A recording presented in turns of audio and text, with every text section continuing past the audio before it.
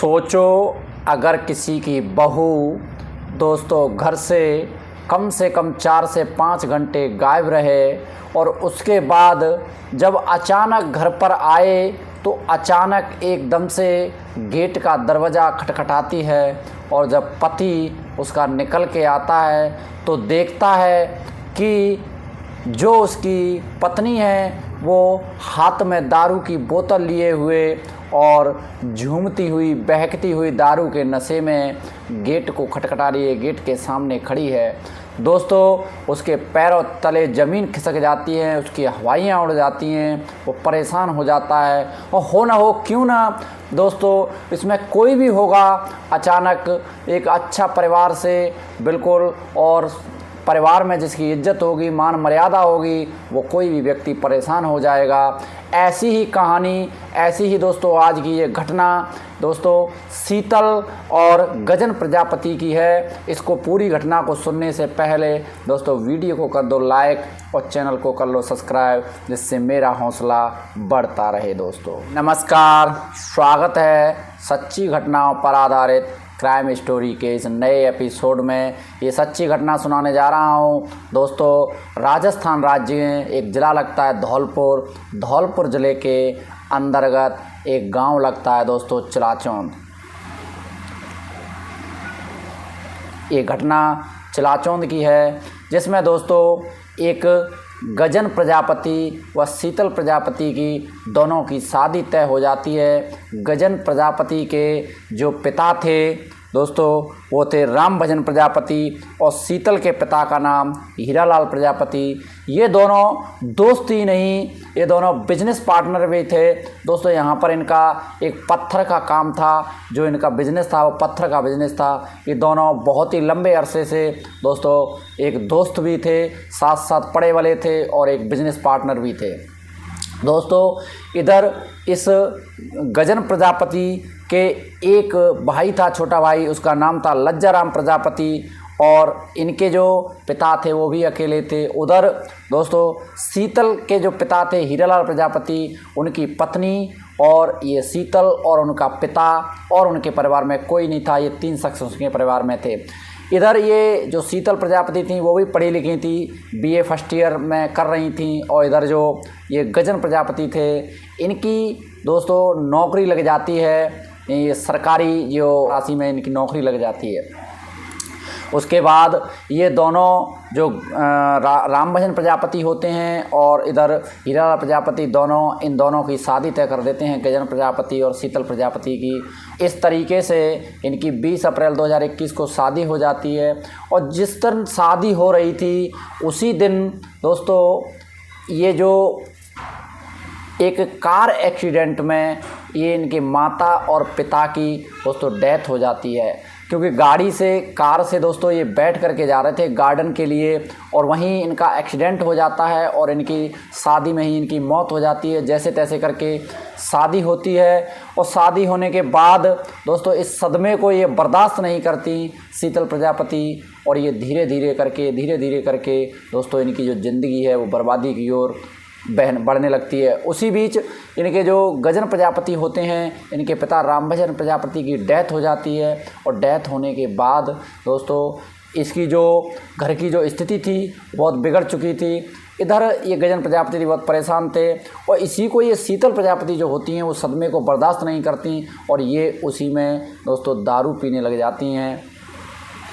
अब अचानक एक दिन जब ये घर से निकलती हैं दोस्तों और उसके बाद 4-5 घंटे के बाद ये आती हैं तो देखती हैं गेट खटखटाती हैं, तो इनके पति गजन प्रजापति जो घर पर थे वो गेट खोलते हैं और छोटे भाई भी इनके घर पर ही थे। गेट खोलते हैं तो देखते हैं कि उनकी पत्नी बोतल लिए सामने खड़ी है और जो गेट खोलने के लिए गेट को खटखटा रही थी। उन्होंने गेट खोला, देखा और वो बहुत परेशान हो जाते हैं, उनके पैरों तले ज़मीन खिसक जाती है। दोस्तों ऐसे तैसे करके वो अंदर बुलाते हैं और कहते हैं कि आप ये क्या कर रही हो, ऐसा मत करिए, और इनको समझाते हैं। दोस्तों जैसे ही इनको समझा रहे थे उसी बीच जब इनका छोटा भाई बोलता है कि भाभी आप ये गलत कर रही हो, आपको ऐसा नहीं करना चाहिए, हमारी समाज में मान मर्यादा इज्जत है। तो जब ये शीतल बोलती है कि आप तो चुप ही रहिए, आप किस काबिल हो, हैं आप मान मर्यादा की बात कर रहे हो, हमारे टुकड़ों पर पल रहे हो। दोस्तों इस बात को सुन कर के वो उनको बहुत दुख होता है, लेकिन इसी बीच ये गजन प्रजापति हैं, इनको भी दुख होता है और ये उस पर एक हाथ भी उठाते हैं। जब हाथ देते हैं तो इनको बराबर थप्पड़ शीतल भी मारती हैं और कहती हैं डोंट टच मी, आप मेरे को छू नहीं सकते और हट जाइए। इनको धक्का दे करके निकल जाती हैं और बेड पर जा कर के गिर जाती हैं। बेहोशी की अवस्था में उनको नींद आ जाती है, हाथ में बोतल लिए हुए। दोस्तों कुछ देर बाद जब ये गजन प्रजापति जाते हैं और उनको अच्छे से सुला देते हैं, उनकी सैंडलें खोलते हैं, उनको उड़ा देते हैं और सो जाते हैं। दूसरा दिन होता है, सुबह ऊपर अपनी छत पर ये गजन प्रजापति खड़े हुए थे और सोच रहे थे कि क्या करना चाहिए। अब उसी बीच शीतल पहुंच जाती हैं, कहते हैं क्या हुआ, कल तो मैंने कुछ ज़्यादा ही पी ली थी और मैंने आपको उल्टा सीधा भी कहा। तो इधर गजन प्रजापति फिर बोलते हैं कि कोई बात नहीं, उसकी मुझे कोई शिकायत नहीं है, लेकिन बस दुख तो है इस बात का है कि आपको ऐसा नहीं करना चाहिए, आपको दारू नहीं पीना चाहिए, आप ये गलत कर रही हो। तो वो कहती है कि नहीं, मैं आज से छोड़ दूँगी। लेकिन फिर दूसरा दिन होता है और उधर से ये जो गजन प्रजापति हैं ऑफिस जाते हैं, ऑफिस से कॉल करते हैं अपने भाई के लिए कि भाई का नाम होता है लज्जाराम प्रजापति। लज्जाराम, मैं घर पर मेरे दोस्तों के साथ थोड़ी देर में आने वाला हूँ, तब तक मैंने एक व्यक्ति के हाथों सब्ज़ी भिजवा दी है पनीर की, इसको बनवा लेना, भाभी को मेरी बात करा दो। भाभी के पास फ़ोन ले जाते हैं, भाभी से कहते हैं भाभी ये बात कर लो। तो भाभी बात करने के लिए फ़ोन लेती हैं, बात करती हैं, तो कहते हैं कि मेरे कुछ दोस्त हैं वो घर पर आने वाले हैं मेरे साथ, तो उनके लिए आप थोड़ा पकवान खाना वाना बना लेना। और इस तरीके से उसके बाद जो गजन प्रजापति हैं वो कहते हैं कि भाभी मैं इंटरव्यू के लिए मुझे जाना है, तो आप मेरे कपड़े भी धो देना। इस तरीके से जब कहते हैं तो भाभी एकदम से बौखला जाती है, आप नहीं धो सकते क्या, आपके हाथ पैर टूट गए हैं क्या, मेरे पे किसी के कपड़े नहीं धो रहे, मैं तो परेशान हो रही हूँ, मेरी तो शरीर बदन दर्द कर रहा है। और इस तरीके से और फिर अपने मन में सोचती है कि जब भी मैं सुधरने की कोशिश करती हूँ एक कामों के मुझ पर वो थोपते चले जाते हैं। और उसके बाद फिर वो जाती है और अपनी अलमारी के बगल से बोतल निकालती है और उसको फिर से पीने लग जाती है घटाकर। जब ये छोटा भाई जो लज्जाराम था ये चीज़ देखता है तुरंत भाभी की करतूत, तो दोस्तों तुरंत अपने बड़े भैया को कॉल करता है और कहता है कि भैया आप तुरंत घर पर आ जाओ, कुछ ज़रूरी काम है। भैया आते हैं, कहते हैं कि लज्जाराम जी क्या हुआ, आपने मुझे जल्दी क्यों बुला लिया। तो कहते हैं कि भैया भाभी ने पीना दोबारा से शुरू कर दिया है और अगर ये लोग आपके जो साथ के यार दोस्त आ जाते, उनकी व्यवस्था नहीं हो कैसे होती, आपकी बेइज्जती होती, इसलिए मैंने आपको पहले ही बुला लिया। वो देखते हैं, परेशान होते हैं गजन प्रजापति और जाकर के इनसे कहते हैं कि आपको ऐसा नहीं करना चाहिए, आप ये क्या कर रही हो, आप तो कहती हो सुधर जाऊंगी और आप फिर से करने लगी और उनके हाथ से बोतल को छीन लेते हैं। अब जब बोतल से हाथ को छीनते हैं तो वो कहती है कि आप मुझे भी तो उठाइए, और वो हाथ पकड़ के जैसे ही उठाती हैं शीतल प्रजापति को, शीतल प्रजापति एक खींच के तमाचा इनके गाल पर मारती हैं और इनसे बोलती हैं कि आपने मेरे हाथ से बोतल कैसे छुई, आज के बाद अगर आपने मेरे हाथ से बोतल छीनी तो ये आपके लिए अच्छा नहीं होगा। इस तरीके से गजन प्रजापति से बोलती हैं और गजन प्रजापति को धक्का दे करके और साइड में हो जाती हैं। गजन प्रजापति को बहुत दुख होता है, बहुत परेशान होते हैं और उसके बाद गजन प्रजापति माथा पकड़ करके वहीं बैठ जाते हैं और सोचते रहते हैं करना चाहिए तो क्या करना चाहिए, और कहते हैं इससे कि मैं तुम्हें छोड़ दूंगा, लेकिन वो छोड़ नहीं पाते। आखिर ऐसा क्या मसला था वो छोड़ नहीं पाते। दोस्तों अपने आप को संभालते हैं, समझाते हैं, समझाने की कोशिश करते हैं। उधर उनके भाई ये सब देख रहे थे।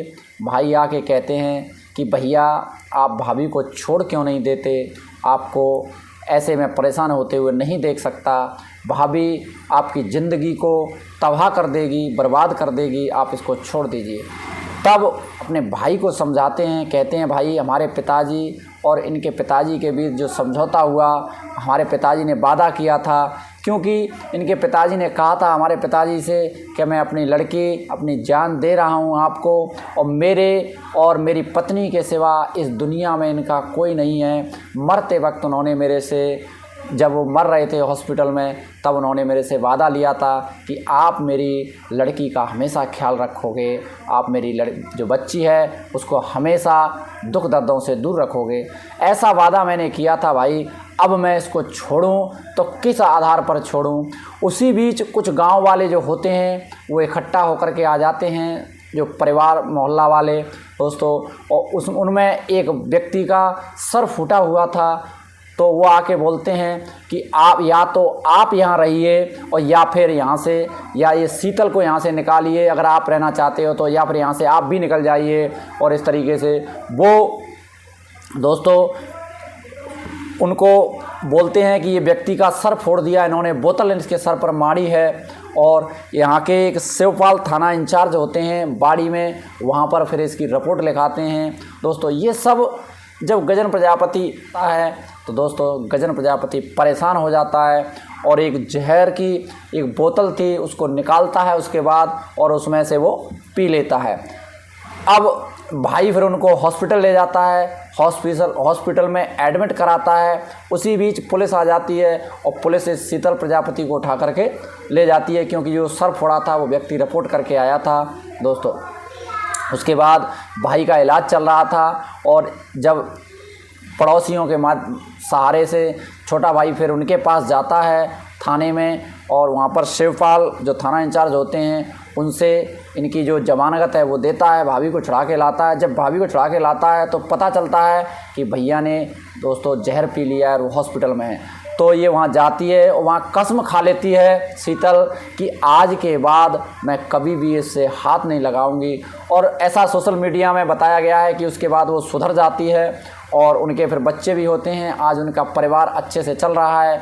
लेकिन दोस्तों क्या जो गजन प्रजापति थे उसने जो किया वो अच्छा किया आपके हिसाब से, या गलत किया, या इनको पहले ही डिवोर्स दे देना चाहिए था, या उन्होंने डिवोर्स नहीं दे करके अच्छा किया? ये सब आप कमेंट करके मुझे बताएं। दोस्तों ये वीडियो, ये कहानी आपको अच्छी लगी हो तो प्यारा सा एक कमेंट ज़रूर करें। दोस्तों इसी के साथ चलते चलते पप्पू खान उदयपुर से हैं, केशव बिहार से हैं, रामदीन आगरा से हैं, और शुभम त्रिपाठी कैलारस से हैं, और रामकेश पंजाब से हैं, और हरिपाल गुर्जर मध्य प्रदेश से हैं, और सुमित सिकरवार ये दोस्तों उत्तर प्रदेश से हैं। आज इनके जन्मदिन है, इनको जन्मदिन की मेरी तरफ से ढेर सारी शुभकामनाएं।